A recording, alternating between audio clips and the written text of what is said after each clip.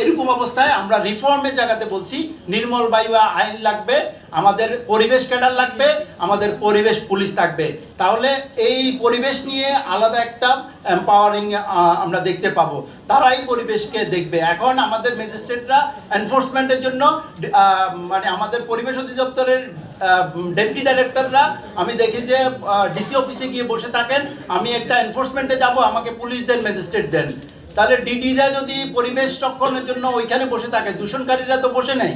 তাহলে এই কারণে আমরা চাচ্ছি যে বিসিএস ক্যাডার যদি থাকে তাহলেই কি হবে, তারা সরাসরি এনফোর্সমেন্টে যেতে হবে। আপনাদের জানাচ্ছি আমাদের প্রায় 5,000 এনভায়রনমেন্টাল সায়েন্স গ্র্যাজুয়েট দেশে আছে যারা এখন পরিবেশ ক্যাডারের জন্য উপযুক্ত।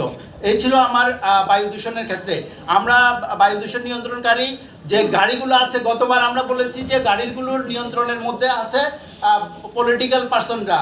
ওনারা কি করতেন, ওনারা এমপিরা এই গাড়ির পরিবহন সেক্টর নিয়ন্ত্রণ করতেন এবং কোনো এনফোর্সমেন্ট করতে গেলে, ফিটনেস বিন গাড়ি বন্ধ করতে গেলে তারা বাধা দিতেন। গত 17 মাসে কারা নিয়ন্ত্রণ করছে? কেন আমরা ফিটনেস বিন গাড়িগুলোকে বারবার করে নোটিশ দেওয়ার পরেও, মহামান্য হাইকোর্টের নির্দেশনা থাকার পরেও সেটি আমরা বন্ধ করতে পারলাম না? এই রিফর্মটা আমরা অবশ্যই আমাদের করা দরকার। এই গভর্নমেন্ট যদি না পারে, আগামী গভর্নমেন্টের কাছে আমরা আশা করব। চলে যাচ্ছি শব্দ দূষণে।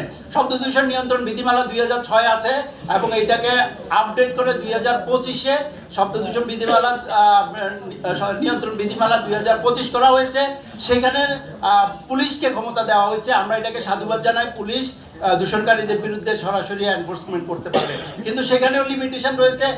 বিভিন্ন জোনে বিভিন্ন রকমের মানমাত্রা বলা হয়েছে। ঢাকা শহরে আপনি নীরব এলাকা কই পাবেন?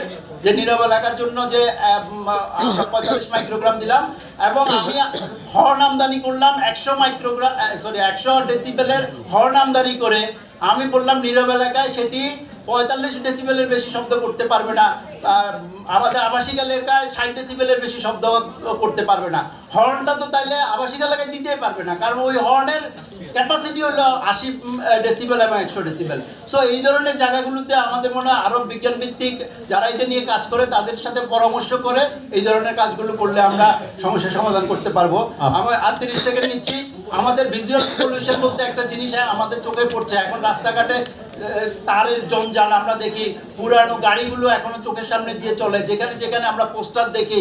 এই ধরনের অনেক চোখের সেন্সিটিভিটির জন্য অনেক ভিজুয়াল পলিউশন আছে।